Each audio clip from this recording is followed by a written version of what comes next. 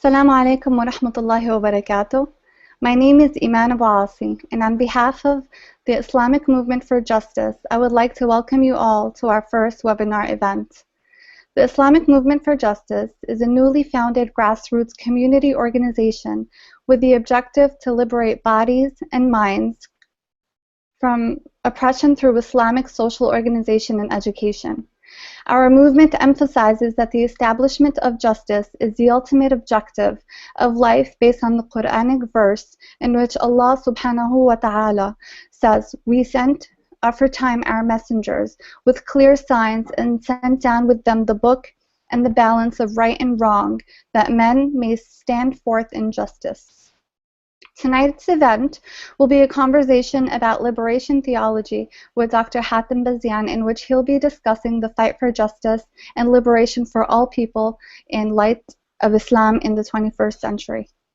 Dr. Hatem Bazian is the chairman of the American Muslims for Palestine, a senior professor of Near Eastern Studies at Berkeley University, and a co-founder and academic affairs chair at Zaytuna College of California.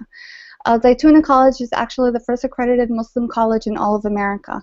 In 2009, at Berkeley, Dr. Bazian founded the Center for the Study and Documentation of Islamophobia, a research unit dedicated to the systemic study of the othering of Islam and Muslims. Without further ado, I would like to welcome Dr. Bazian to begin his talk, and I trust that it will be a thought-provoking lecture. Just please note that throughout the lecture you can post your comments, your questions on the comments, and we will get to them towards the end. We'll read them to Dr. Bazian, and he'll have some time to answer them. Dr. Bazian. جزاك الله خير. بسم الله الرحمن الرحيم والصلاة والسلام على خير المرسلين وعلى آله وصحبه أجمعين.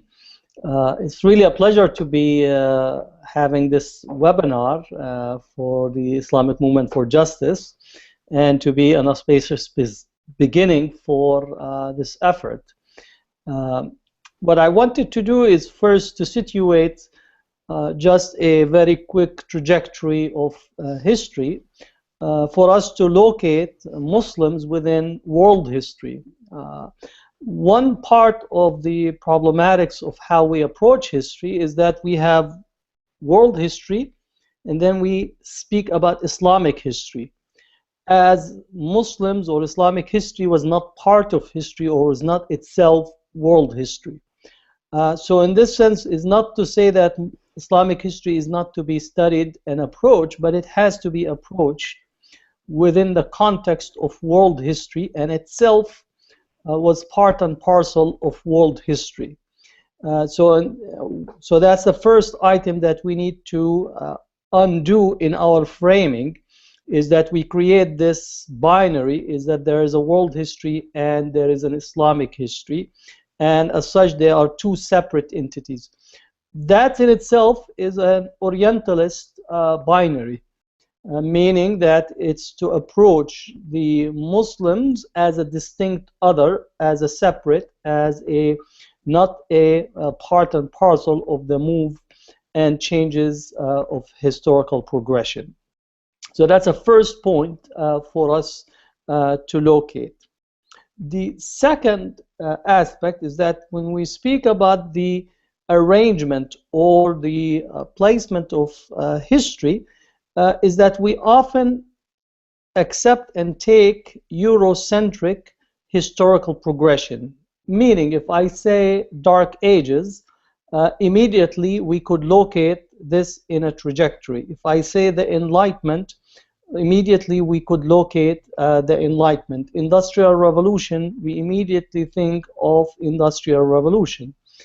And as such, time itself and how we relate to it is a Eurocentric framing, even though that we speak about the Islamic calendar, but for all intensive purposes, the Islamic calendar, aside from observing the Eids and Ramadan, where people get bent out of shape about it, in general, time itself, how it's arranged, how it's engaged with, and how it's defined in our consciousness, which is the important part, it's actually framed in relations to Eurocentricity. And later on, I will actually discuss how it's being located as the universal normative.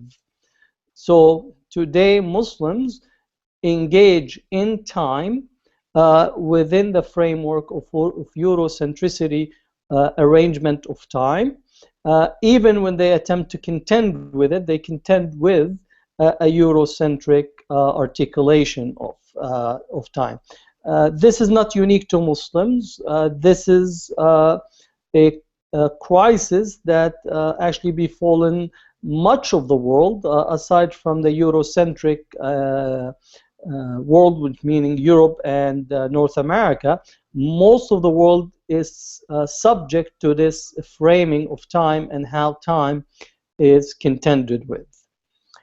Now, in locating the modern history, I'd like for us to speak, because often when we speak about modern history, we're located around, especially in the Arab and Muslim world, we're located with the invasion of France, the invasion of the French invasion to Egypt in 1797. But I think in a global context, we need to think of the modern history is actually to be located really in the 15th century, and the transformations that arrive and come about, in particular in relations to the expulsion of Muslims from Spain, Muslims and Jews, culminating with the fall of Granada in 1492. That also is the same year that the notion of discovery, and that's an important aspect, this notion of discovery, the discovery of the new world, sets in motion a particular trajectory that we are still subject to the consequences of that period. So the expulsion of Muslims and Jews from Spain begins a transformation in the political, social, economic, religious, as well as the geographical structures of the world. The Portuguese and the Spanish, as they expelled Muslims, just before the period of expulsion, they were navigating and trying to find alternative routes away from Muslim territory. So if we think about the arrival of Columbus to the New World, the arrival of Columbus was specifically energized and motivated by finding an alternative route away from Muslim territory.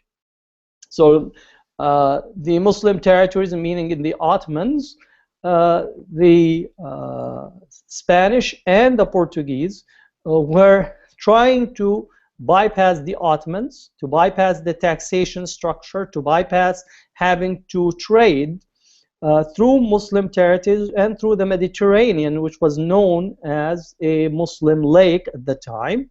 And the Muslim trade was central to the global dynamics at the time. So the search for alternative routes led to the so-called exploration of Africa, especially in the western coast of Africa, and the discovery of the Cape of Good Hope, and then traveling all the way to India to access the spice trade that was at the time essentially dominated by Muslims, but not exclusively, because Muslims' trade was based on the concept of taradin, on cooperative aspect, and essentially creating structures where everybody who's participant in the trade is benefiting. So the discovery of the Cape of Good Hope once, which occurs in 1488, just about 4 years prior to the attempt to try to reach India by means of navigating westward and landing on the New World. So you have two major developments as it relates to geographical positioning vis-a-vis the Americas, or what came to be the Americas, and then navigating to southern Africa and passing all the way to India. Now, the results of this has to be seen, that the Muslims are expelled, Jews are expelled from Spain, the trade is rerouted outside of Muslim territories, and in a short period of time, the net result of this is an economic impact that, on top of it, social disorientation, political consequences that get to be felt in late 16th century and into the 17th century. We often only focus, and here's the challenge for Muslims, we only think that the Ottoman collapse or had declined because they were corrupt, or that they had lacked Islamic character or identity. They were no longer rigorous in their attachment to Islam, and all those are correct internally. So there were internal dynamics, but there are also external dynamics that have to be added and worked on. It's not exclusively internal, and it's not exclusively external. They're actually both were a dual dynamics that have caused a transformation in relations to the Muslim world, but also had an impact on other parts, whether it's in Africa or in the New World. So the discovery of the Americas and the navigation into Africa sets in motion the colonial period, which started by the Portuguese and the Spanish, but then later on joined on by the British, by the French, by Italians, by other forces, in such a way that it's competition to colonize and to use or to retrieve and to acquire as many territories as possible for European power. Now, just to think of the major dynamics in relations to the advent of colonialism, we're talking about a massive project that by the turn of the 20th century, which is essentially, if you think about the long period, by 1914, just before the First World War, all of Africa was a colonial possession. So if you travel from the north to the south, from east to west, all was a colonial possession to one European power or the other, with the exception of a small area right around Ethiopia that was not colonized.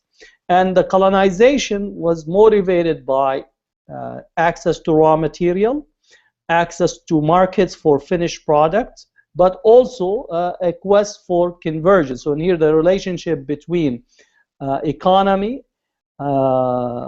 access to resources, and religion cannot be overstated, because from its inception, colonization had a religious elements to it, pushing forth for a forceful conversion, especially among indigenous populations, be it in Africa or in the Americas.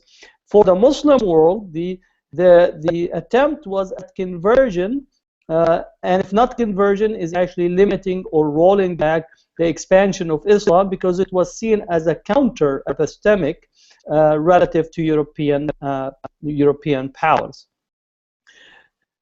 Now, we could list a number of dynamics relative to the internal aspects of the Ottoman weakness and the Muslim weakness during 16th, 17th century.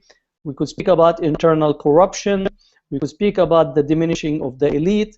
We could speak about the Janissaries and their impact on the internal dynamics of the society.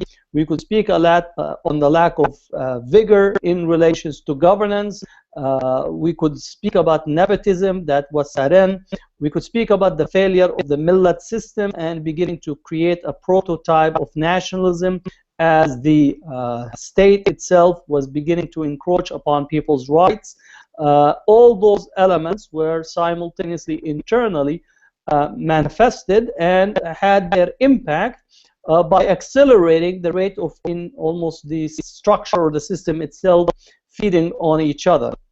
Externally, simultaneously, Europeans began to encroach on the periphery of Muslim territories, striking access to port cities.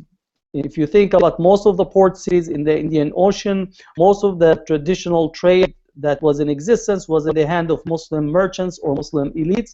So there was an encroachment upon all these port cities and locales where Muslims were operating.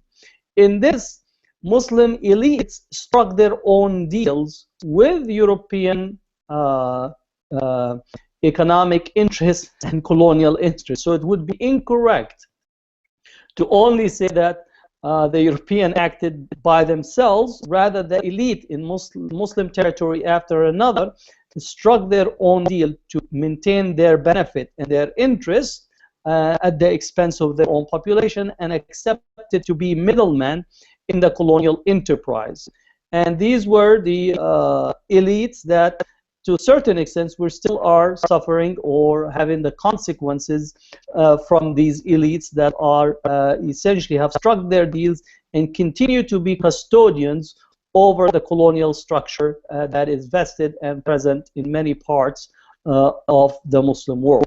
So colonization began once again territorially, economically, access to market, raw material, and then in the Muslim territories also was very much vested in the educational infrastructure. And that gets me into when we deal with Muslims today, we have to identify that the Muslim today is a colonial subject. What do we mean by a colonial subject? Meaning their understanding, their relationship to Islam as a tradition has been negotiated through a colonial framing to such an extent that their internalized worldview is completely colonial to an extent that we actually don't even understand or give recognition to the process. By the time we get into the 1830s, 1850s, Muslim elites begin to be trained in Eurocentric educational infrastructure. And by the time we get to the late 1800s, almost every elite member of the Muslim elites, whether it's in the heartland of the Muslim world or the periphery, are beginning to partake in Eurocentric educational infrastructure. And what we create is this binary that Muslim education was cast to be inferior, irrational, incapable of maintaining, keeping up with the development and modernity, and as such it was seen to be the cause of actually Muslim decline. And as a way to remedy this, what we needed is to accept that a particular notion of reform. And what reform that was set in motion is a reform that is structured around the blueprint of Eurocentricity. In Europe, we had Dark Ages, Reformation, and Enlightenment. The Dark Ages was seen as the role of the church that was held back people, did not allow them access to the text and interpretation of their text. And therefore what needed is a reformation that opened the text for people. And that's where we begin to get the first translation of the biblical text into German to make it accessible to people. And then on the basis of this reformation, then we build the Enlightenment, and through Enlightenment, then we get to modernity.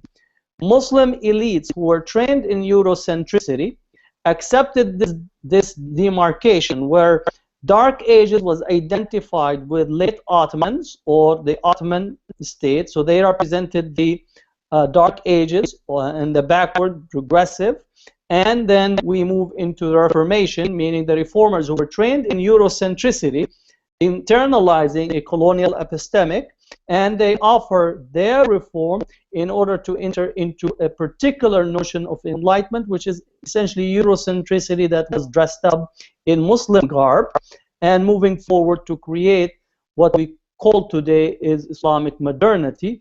The consequences of it are very massive.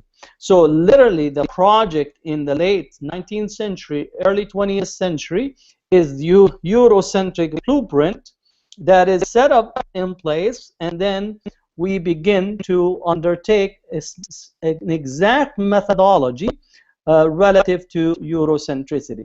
Now, you cannot engage Eurocentricity without internalizing a racial epistemic too, because Eurocentricity is structured on race, racism, and classification of societies, and as such, we also internalize ourselves as Muslims, and I would actually also assert for other communities, assert a particular paradigm of superior-inferior, and as such, we accept inferiority and internalize this inferiority and ascribe to Europeans, Northern Hemisphere, a racial superiority that is connected to rational superiority.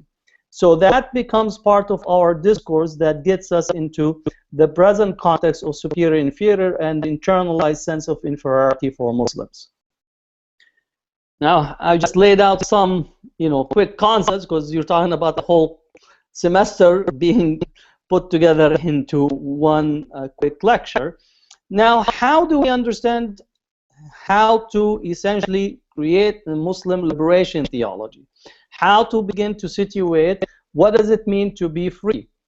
How does it mean? What does it mean for a Muslim to be a person that is focused on a very refined sense of justice, and this justice is to be understood in relations to a divine source, if we say that we are inheritors of a divine tradition. Now, if you remember that in the early Muslim tradition, it says that God sent the Prophet to remove people from the servitude or worship of ibad to worshiping the Lord of the ibad, from worshiping humans to worshiping the Lord of humans. I would put today that what we are essentially worshiping is the whiteness as the global deity, that we are all prostrating to it as a representation of the human perfection and a representation or as the site of articulation of what the perfect human is about. And this whiteness, it's in essence, if we say about white supremacy, is essentially at the core. Even Muslims, even when they articulate La ilaha illallah Muhammadan Rasulullah, they articulate it with a racial epistemic to it, meaning that they still ascribe superiority based on a racial and geographical configuration relative to Europe. In our understanding is that we have to commit ourselves to elaborating our mind. What does that mean? Liberating your mind meaning to actually go through and navigate to deprogram your racial views, to deprogram your structure of inferiority, superiority, deprogram where you locate yourself on the historical trajectory, and begin to program for yourself that you are the center of your own life, and the center of your own life in relations to a divine message that is centered on a principle of justice, and that this principle of justice is universal, and it is the normative standard for all human beings without exception. That requires a very deliberate process. Stephen Biko often would say that the most dangerous weapon in the hands of the oppressor is the mind of the oppressed. The mind, because once again, if it's only a matter of physical chains, metal chains, it's easy. You get a key and you open the chains and that's it, you're free. But if your chains are inside your mind, meaning that even when you look at yourself, you're not looking at yourself through your own eyes, but rather through a structure of meaning that has been set up for you in your own mind. And I think this also touches on Islamophobia, that even Muslims today begin to look at themselves in the eyes of the Islamophobic discourse and begin to internalize that the problem is something is in them. And that's why often I say for Muslims to think if somebody is hating you because you're Muslim, your response should not be to go out and get a plastic surgery. And plastic surgery, in a sense, we go out and try to tell them how Islam is beautiful. You're dealing with a racist person. You're dealing with a racist structure that is actually otherwising you, and therefore you are actually internalizing. The problem is that the reason they're hitting you in your face is because you have not, you don't have the money, or you didn't invest in trying to make your face, in essence here Islam, to look or to be beautiful. Meaning that if you think about it, Abu Lahab essentially should have been responded to by Muslims at the time of Mecca, is to actually all to go and only to be, if they were nice to Abu Lahab would have changed. Not to understand that there are racist structures, that there are racist individuals, and that those have to be accounted for in this way, and rather than responding to them by internalizing the problem yourself. Now, in here, I'm not asking you not to do da'wah, which is an obligation and an aspect of our religion, but do not confuse racist discourse and racist structure with an attempt to engage in da'wah and show that you are a good human being. You're good because God said that you're good. And if you have not committed anything wrong, you should not get into the business of trying to beautify yourself for an external agent that they actually are ascribing to you an ugliness relative to an action that you yourself have not done. So essentially, this Islamophobic discourse has to be understood as part of this process of how to deprogram oneself, how to remove the set of eyes where we are gazing at ourselves by the eyes or the sun or glasses that are set up in our own minds and to our own self. So altering and taking account of one's own mind is an important aspect of this process. Now, for us to be focused on justice, we have to have a commitment to universal and indivisible justice. This is important because often we have this discourse where we only think of justice in the smallest aspect, which is only the justice for us or just us. And as such, if it's good for me, therefore it should be good for everyone.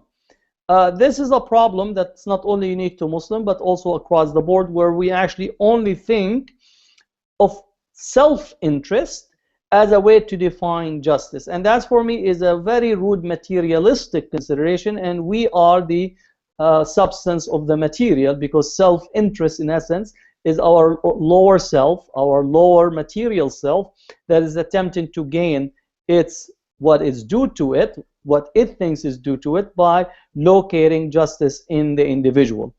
On a larger sense, and I think in here for Muslims, Muslim Americans as well as others, is that we begin to think that because we can get a measure of justice for ourselves in America, therefore we don't have to be concerned about a justice across the globe.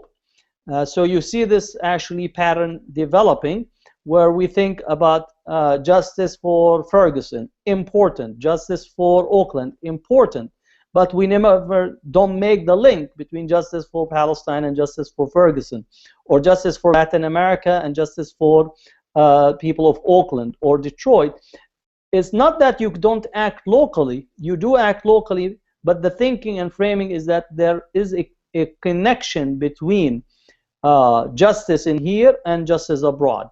Your state of oppression in here is connected to state of oppression abroad, because the structures and the systems that are present and the linkages are there, and therefore this aspect, it's universal and indivisible, is part and parcel of how we actually think and frame our notions of justice as Muslims, and not to be truncated to only think that if it's good for me, then it will be sufficient.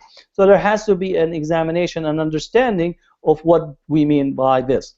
Second part of this concept of justice, that God himself is al-adl, and therefore every justice that manifests itself and the actions you undertake is actually but a partial permission that is given from the divine. And therefore, when you are working for justice, you are on the side of God in relations to demanding justice. God forbade oppression on himself. And that's actually an important hadith Qudsi, that Allah himself said, أَنَا حَرَّمْتُ عَلَى نَفْسِ الظُّلْمِ, that God says in his own voice conveyed to the Prophet that he have forbidden oppression on himself, and he, by choice, he did this. He's not compelled to do it, and therefore injustice is prohibited across, which means the opposite. If something is prohibited, then the opposite is obligatory, and that's why we have many verses of the Quran statement in relations to establishing justice, and that establishing justice is actually by being in articulation relative to Allah subhanahu wa ta'ala, who is al-adl. He is the manifestation of justice, and every justice that is undertook, from the smallest all the way to the largest, it is a reflection of the divine and the 99 names of Allah subhanahu wa ta'ala. So justice in the world is a manifestation of the divine essence, and that's how we treat it. Not to think of it, once again, going back, of self-interest, because that's not divine. That is actually becomes a lower articulation of the human capacity to only think of the materiality, and essentially becomes almost a form of deification of the self in place or as a depository for a work for justice. So I'm very critical of work that tends to try to locate self-interest as the only operable way to engage in justice, and I think Muslims have also internalized this process, and you could see it argued that, you know, why you're concerned about such and such, even domestically, why you're concerned about African Americans, and therefore you get also racial undertones in there.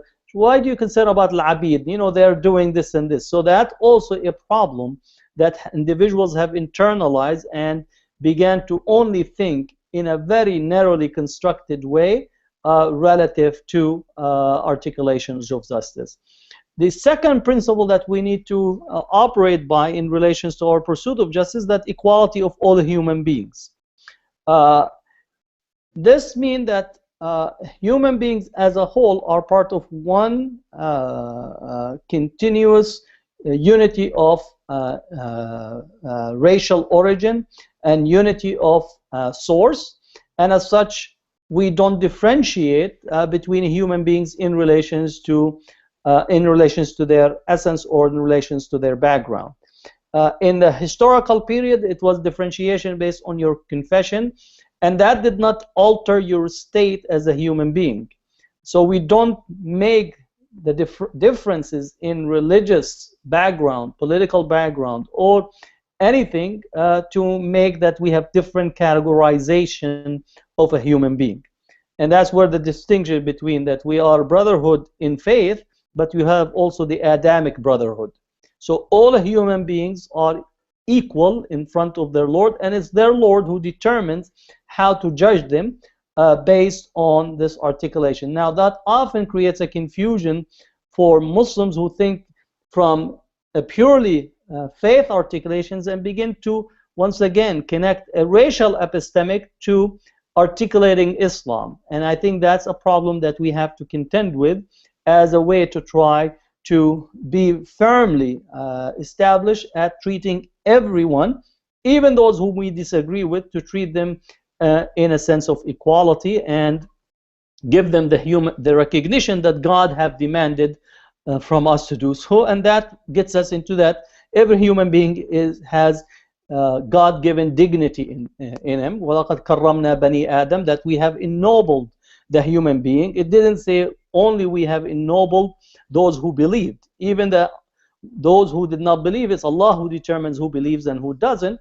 And therefore every human being was given and granted by Allah this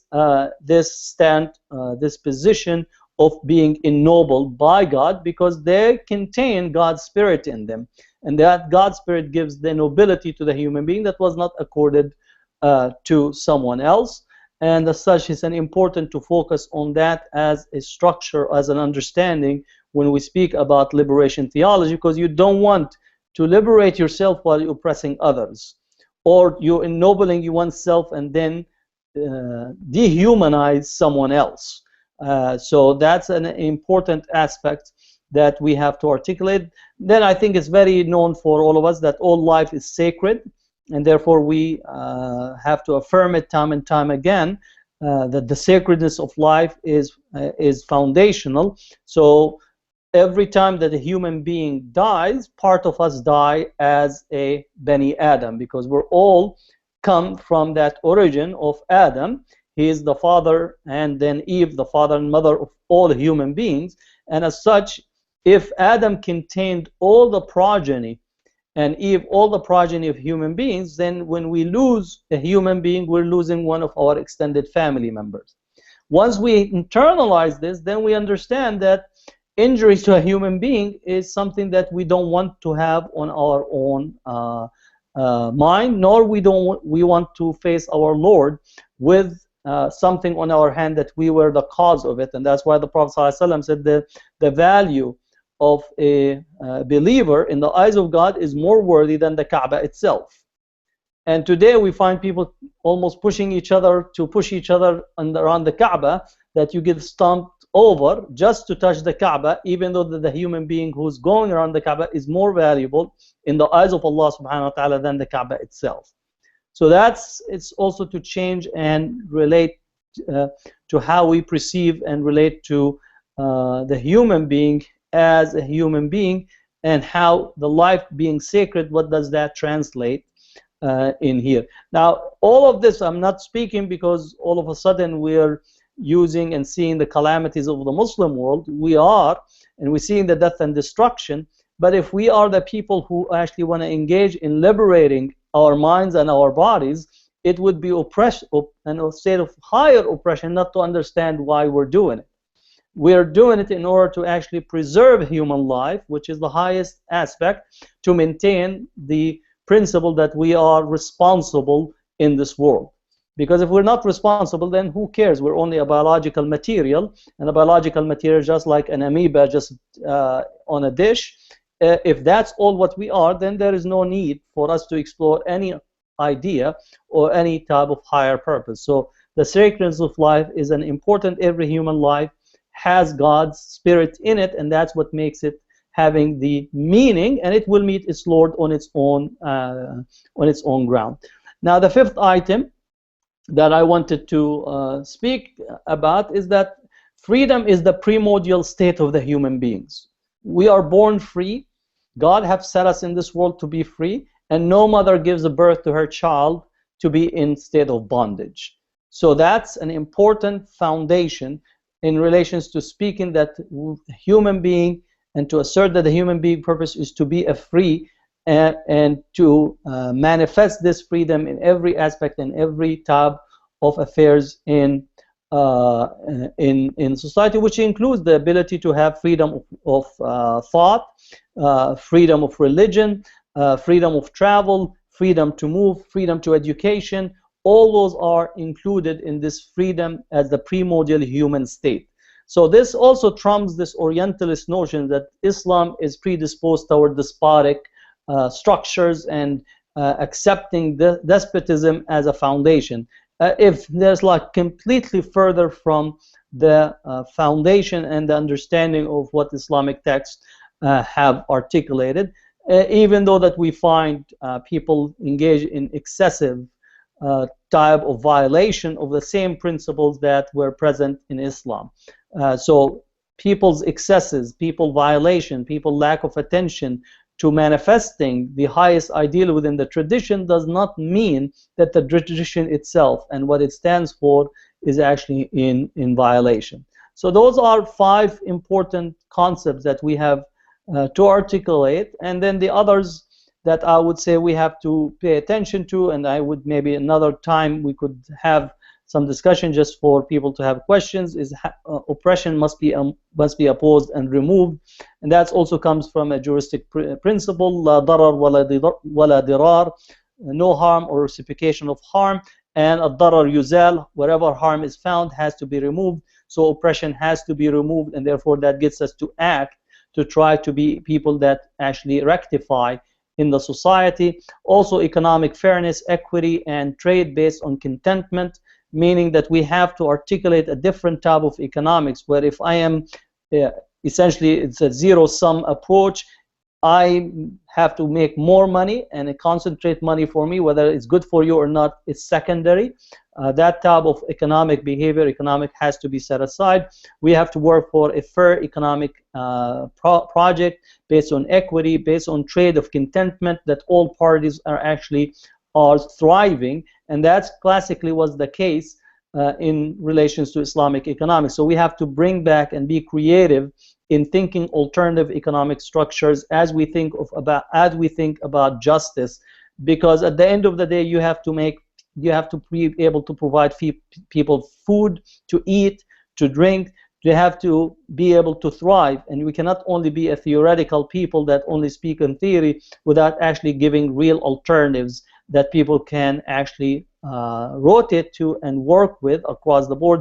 Rethinking zakat, rethinking our awqaf, how these awqafs work, rethinking cooperative structures for insurance.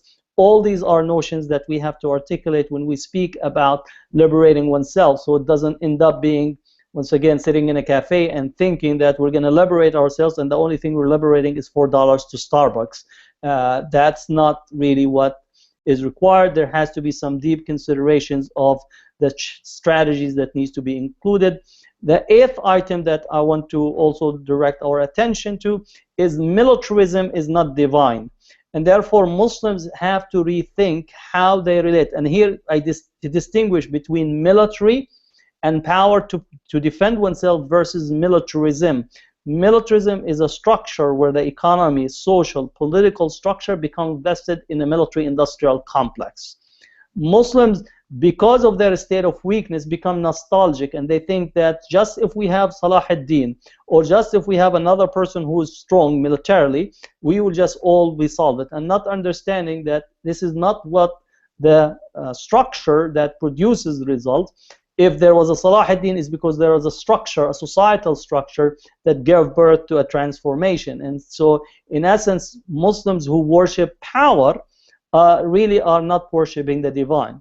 And therefore, all prophetic figures were not vested in militarism. They were vested in defending the society, but they were seeking God, and power was given to them as a byproduct of their focus and attention to this.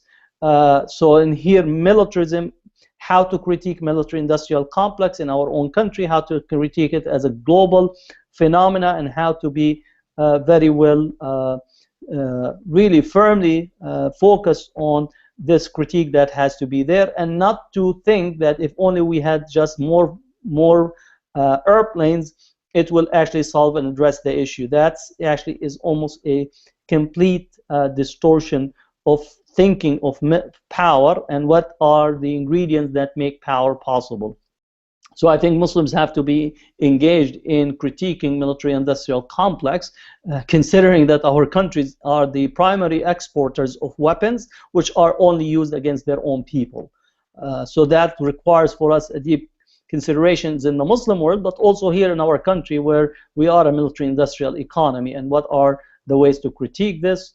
9 is that to think of prison, the torture, the injustice system, and how to begin to articulate likewise an agenda for that, considering that I call it the prison industrial complex, the housing industrial complex. All these are complexes that are motivated by profit and are set up to maximize and direct resources in a very advanced and sophisticated structures that are present. So I want to stop in here and allow people for questions. I think you have a few minutes, but there are other items, but this is just an overall picture, and we could expand a little bit more. So if you have any questions, I'll be more than happy to answer them.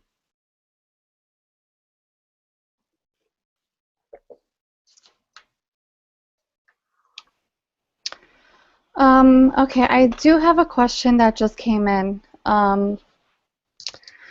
Somebody's asking, how is the concept of jihad related to the concept of justice in Islam? Well, the concept of jihad, once again, jihad in Islam as an Islamic concept means to strive to put your maximum effort toward an intended purpose. It is a wrong assumption that the term jihad means fighting. It's actually this concept of fighting in the Quranic text, there are three different distinct terms. One is jihad, which is in places where it actually occurs, it does not mean warfare. It means to strive and to have maximum effort toward the intended matter. So, for example, jurists are called mujtahid. And mujtahid is a person that is engaged in maximum effort toward reaching a conclusion on matters of legal discourse. In the Quran, war is defined as harb. So in the Quranic text, that which actually engage in warfare is called harb. The third term that is that we find is qital, which actually the actual fighting that takes place. It's both historically as well as in the contemporary, there has been misuse of the term of jihad only to engage in martial combat. And therefore, this collapsing of the meaning of jihad to that one meaning is problematic. However, in thinking about manifesting justice, that there is a requirement for a person to actually engage in struggles. For example, Martin Luther King, in his march from Selma to Montgomery, was engaged in jihad, right? Meaning he was engaged in struggling to end the injustices that were taking place. Similarly, Malcolm X, in his struggle and in organizing and working with the Nation of Islam, was engaged in jihad, in struggle to try to alter the injustice. It is a calamity when an individual, or today what we see is individuals using the term of jihad to commit injustice for themselves. So I am very clear that ISIS uses the term jihad. And this is actually what you call almost putting the pyramid upside down. In essence, you claiming a term that has a purpose and identity within Islamic epistemology and putting it on its head and committing atrocities by using and utilizing this concept of jihad. So I think this would require a much more detailed conversation of how both to deal with the rightful aspects of it and also to deal with the problematic aspects of it. But you cannot have a struggle for justice without actually struggling for justice. It is not about struggling without struggle. It is required that you have to struggle and strive to make the world better. And that's the criteria of how to make the world better, by struggling to bring about this transformation as such. So for example, during the Second World War, confronting Hitler was a form of struggle, and therefore it was a legitimate struggle to put a stop to a racist, to a neo-Nazi ideology that dehumanized a large number of the world population, causing death and destruction. So would we say individuals who were committed to struggling against Hitler, which they were actually engaged in jihad in that moment, as such, because they were confronting that injustice? So that has to be understood in this broader clarification. Okay. Another question, a brother just sent a message. Brother Hatem, you speak about changes that need to happen on many multifaceted levels. How do you go about putting all these changes in motion? Isn't our current leadership in all these countries the main obstacle to this? Well, once again, I think there are obstacles because they're a byproduct of I would say most of these are post-colonial structures. They're still vested in a particular type of disruptive economies. They're set against and at the intersection of their own people. They have privatized the economy and sold it to the highest bidder, with individuals getting all kinds of bribes, whether it's you talk about Egypt or Jordan or any of these countries. So definitely there. But my sense is that you have to start local, and you have to start in your own circumstances and your own surrounding.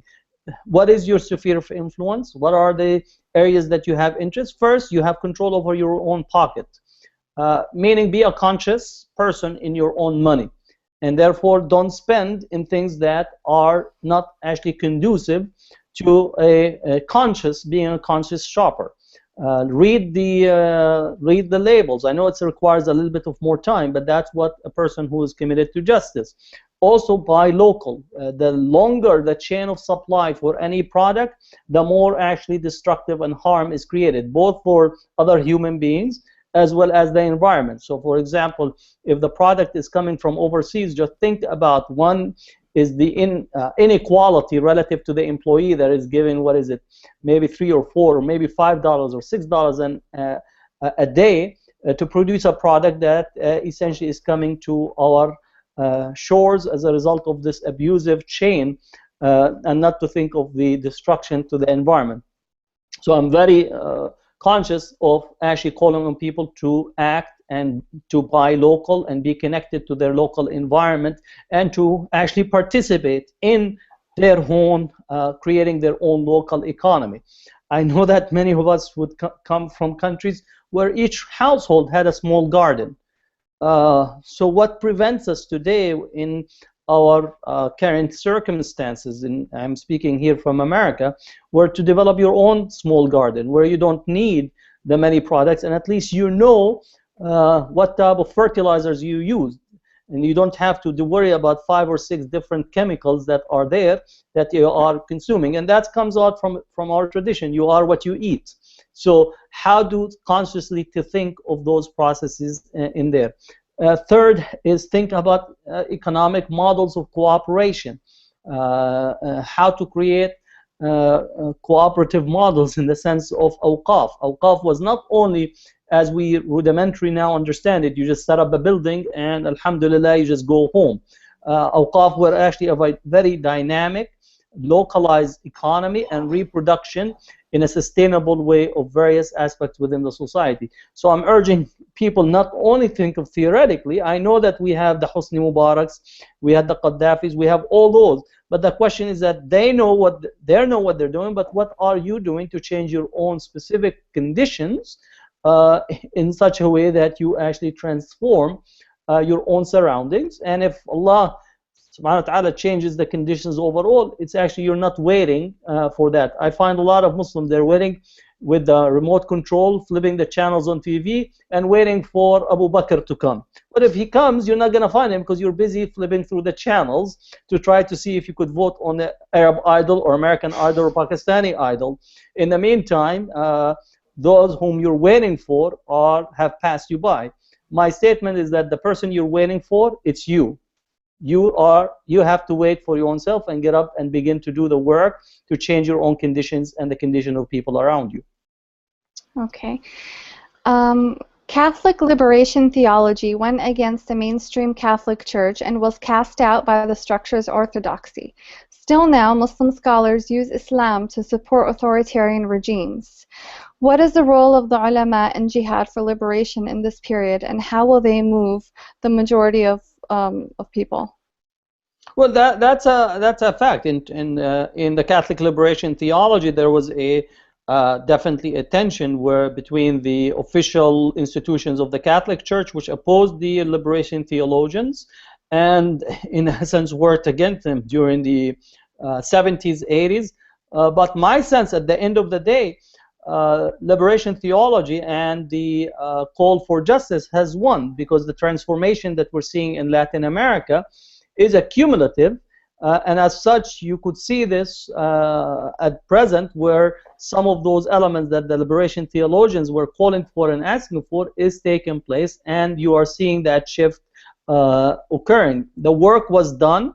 It was done at a difficult time. They were in the minority. But now in Latin America, I would project that some of the best work on social justice and rethinking colonial legacy and decolonization is occurring and is taking place.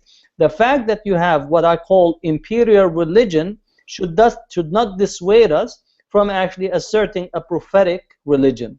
So yes, you're going to find individuals, both in the Muslim world and others, who think that their role is to sit at the gates of imperial powers and to be in the courtesans and in the court of imperial power, and to think that God is happy, in essence, is like being the sidekick of the imperial power.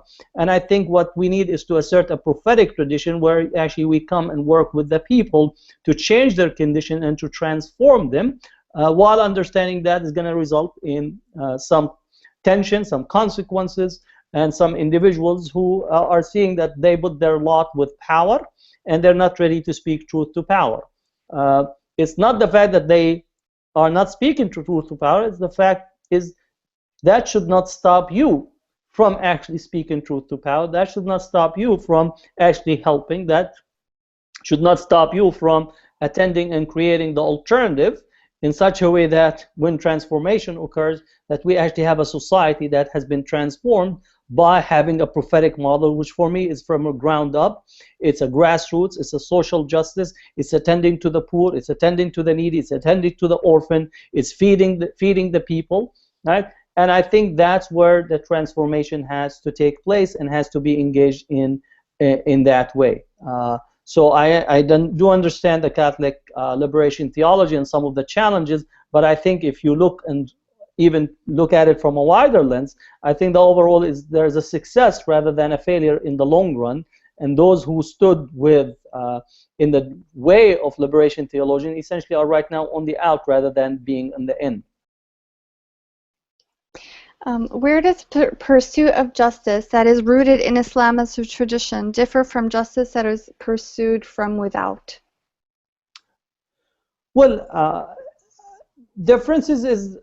there's differences in relations to being rooted in a spiritual tradition, being rooted in actually on thinking about purifying yourself before you actually think about purifying the world.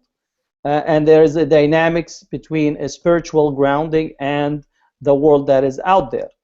I'm not saying that those who are outside of Islam can't actually engage in bringing about and working for justice. We don't deny at any point that an individual outside of Islamic tradition can't articulate and work for justice. I think the examples are so overwhelming that you cannot actually be a person of their right mind to say that it doesn't.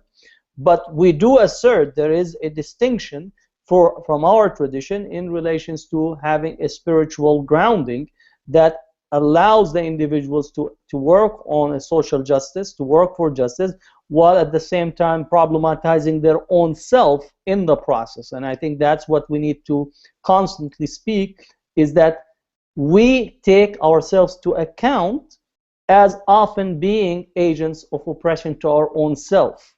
And that's where inna an-nafsa la'ammaratun bis-su', that verily the soul is commanded to evil, is to understand that evil or wrong is not only external, but actually is also internal to ourselves. And I think those who are outside, in a sense of, you could say, materialist, right, would not venture as much or would not take that step in order to understand that part of the self that possibly engages in oppressing oneself and then manifesting oppression around externally to others. What should be a response, in your opinion, to Islamophobes, or and what are the methods of deprogramming? Well, Islamophobes, once again, I distinguish between Islamophobes and those who are affected by Islamophobic material.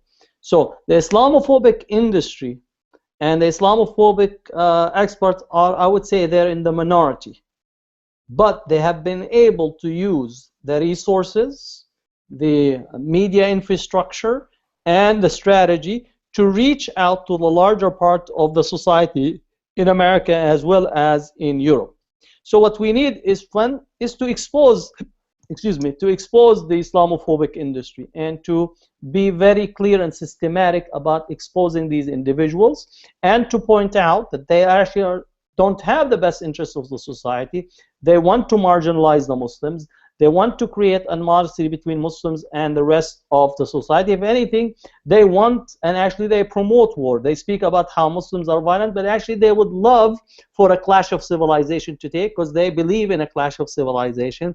They believe in this because it authorizes and gives credence to their distorted worldview, their distorted emphasis, and I think we need to expose this. At the same time, we need to create a counter narrative, in essence, of how Muslims need to be engaged, or doubly engaged, or triply engaged, in trying to strive for a better society collectively with others who are interested in doing so. So creating massive coalitions, creating opportunities for us to engage, and not in essence to do the plastic surgery that I spoke about earlier, but actually to be committed to a better and different society that we're all striving for.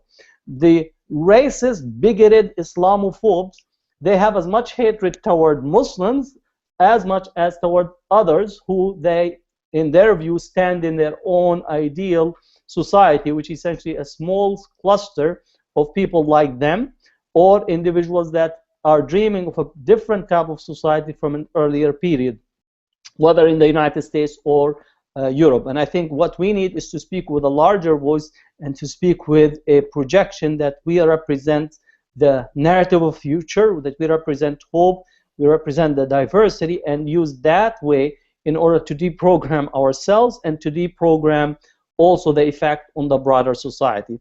It becomes problem if we internalize their otherization and we could see ourselves that the people in general don't want to actually engage with us.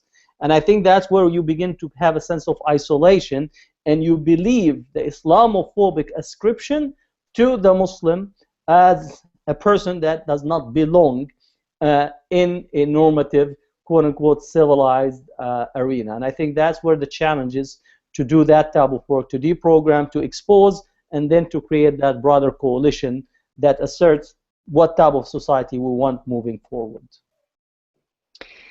How do we reconcile our duties as one Ummah, being responsible for everyone around the world, especially while we are living in the belly of the beast, so to speak?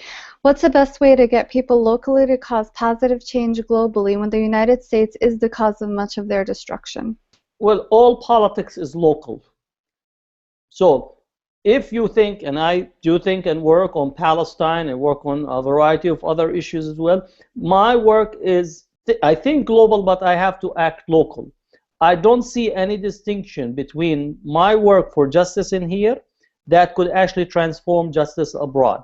And therefore, if you're not engaged locally while you're thinking globally, you basically are wasting any type of important capital that you have where you are.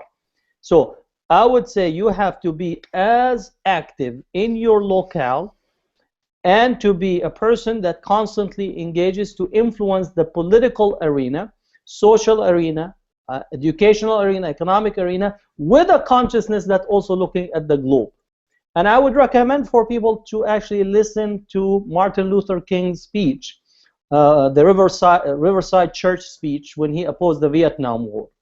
Because if that speech itself is when Martin Luther King moved from being focused locally on civil rights to taking on the Vietnam War and begin to think in transnational ways. I think it's very critical for Muslims to go and read and listen to that speech and see the logic that he actually have constructed, because I think the logic for that speech is still very applicable for Muslims of how to understand the work that they do locally in relations and connections to the global picture, and the complicity here in terms of the United States that engages in militarism and military-industrial complex that at the end of the day is impacting not only people abroad but also impacts our own society in here. So that link between global, local has to be there, and not to essentially lull ourselves. And I often see people say, oh, we can't do anything, things are horrible over there, and therefore I can't do much over here. Well, you're not there, and you also are ineffective in here, and the end result will be zero. And not only zero, but those who are pro-war, pro-militarism, pro-invasion, pro-occupation, pro-settlements, pro-Netanyahu, pro-Modi in India, pro all of this corporatization, destruction of the environment, they're not going to sleep. They're not going to say, just because you're saying I can't do anything, they're just going to go and say, okay, we're going to leave Khalid and Muhammad alone because they don't like us, so we're not going to do anything. No, things are moving, and the thing is that you have to actually move and do the work that is needed. Success is not in your hands. Success is from Allah subhanahu wa ta'ala, and that's another aspect of being self-centered, because you only want to see the result. Tawfiq min Allah subhanahu wa ta'ala. Success from Allah. You have to do the work. But if you don't do the work, but you want to go and cut the fruits, it's not going to happen. So for me, if you're worried about global, then begin acting locally, and be so intense in your acting locally, be so engaged that they're actually going to pay attention to you. But you have to also have a strategy behind your engagement. So running to a meeting and yelling, "Free Palestine," and leaving, is not going to change anything. The only thing is just a crazy person came, yelled "Free Palestine," and left. But do you know, have you registered people to vote? Have you actually had a sit-in the congressman's office, city council office? Have you went to the person who's been given a free paid trip to Israel and time again sat in their office and complained about them? Have you collected any type of resources to counter? Have you ran for election yourself? Even you're going to get 10 votes, but you're able to actually raise your voice and have a platform. All those are ways that you have to engage in order for you to affect local and global. All politics is local, and what you need is to be very effective in your local circumstances in order to have an impact on the global. Okay, we'll end with this last question, inshallah, before we wrap up. In terms of the concept of human dignity and justice for all human beings, how do LGBTQ populations fit into this view? How are we as Muslims meant to view and treat this population, especially as we come in direct contact with them and maybe in situations of working with them, whether as students or youth or professionals? But there's still, we said that the human dignity is still maintained. It doesn't mean every human being is a sinful human being. Right? So the fact that a human being engages in sin, and every human being is a sinner, does not mean that your dignity is removed. The essence of the human being is dignified regardless of sin, and the Quran says that had you been a people that did not sin, God will have taken you out and brought a group that actually have sinned. So that has to be understood, that dignity of the human being is a state that is not altered in relations to the actions of the individuals. Now, as Muslims, our specific articulation is that we do consider sexual relations outside of marriage as a sin. That's not something that is not known or accorded. But the fact that individuals commit a sin does not remove them, one, from the fold of Islam, that you're still a Muslim, you still have your human dignity intact. And as such, there has to be that maintenance of that understanding relative to an individual who belongs to the LGBT. So in that, the second part is that also as a Muslim that is living in as a minority in a majority state, that you have accepted the conditions that the society operate, you cannot implement your own particulars on the communities that are essentially living according to their own status and their own condition. They have their tradition and you have your own tradition. So likewise, one has to navigate how they ascribe those categories in relations to individuals that are outside the Muslim community, and then inside the community there has to be a discussion of how to approach those issues with maintaining the dignity of the human being.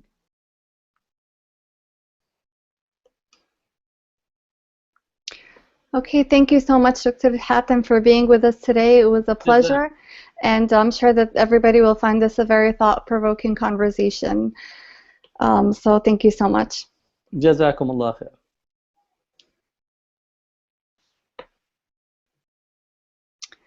Thank you so much for everybody joining us today, and inshallah this will be recorded and posted. I mean, it has been recorded, but it will be posted as soon as this is finished, inshallah. And please stay tuned for our next webinar in April. You do see us on Facebook and Twitter and Instagram. We also have a website, imjonline.com. Stay tuned for all information coming soon. Okay, thank you so much, and Assalamu alaikum.